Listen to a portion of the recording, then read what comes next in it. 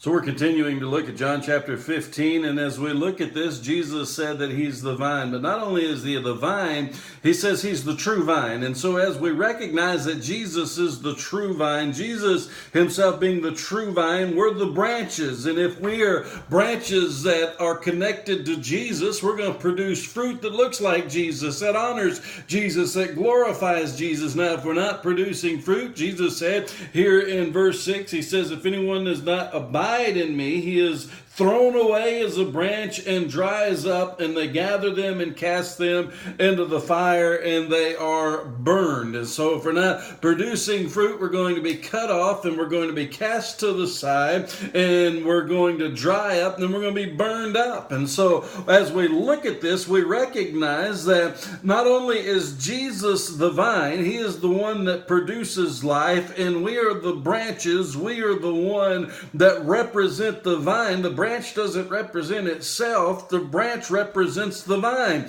And so the fruit that we represent is not our own, but that of the vine.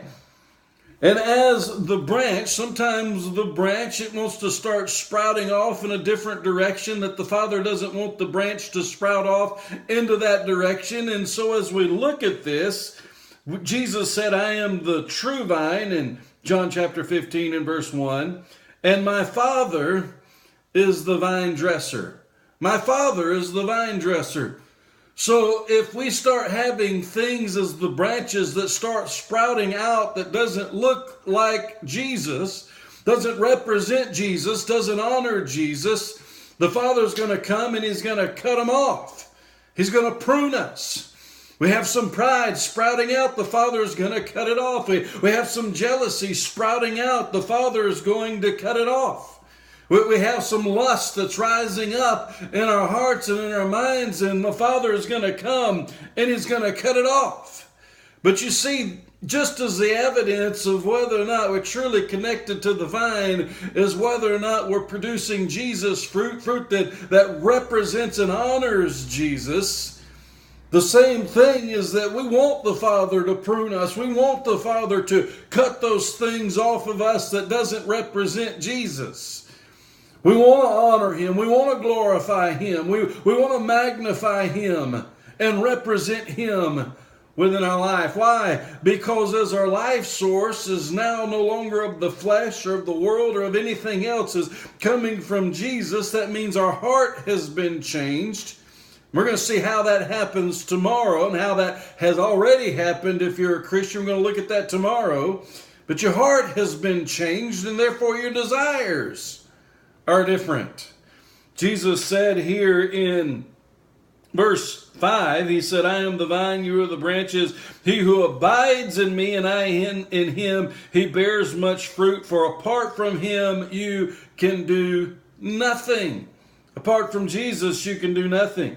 But in verse 7, he says this. He says, if you abide in me and my words abide in you, ask whatever you wish and it will be done for you. Ask whatever you wish. So I've got a genie in a bottle, right? No. Why is that? Because your heart's been changed. Because your life is now coming out of the vine. And just as Jesus said, when you see me, you see the Father. Friend, it ought to be the same way. When somebody sees you that is a Christian, they ought to be seeing Jesus. And if they're not seeing Jesus, then something's seriously wrong. If you're not producing fruit that represents Jesus, and if the Father is not pruning you, then you have to seriously question and ask yourself, do I truly belong to Jesus?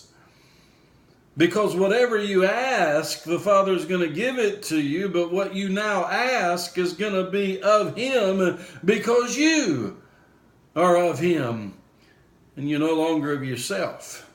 Your heart's going to be changed.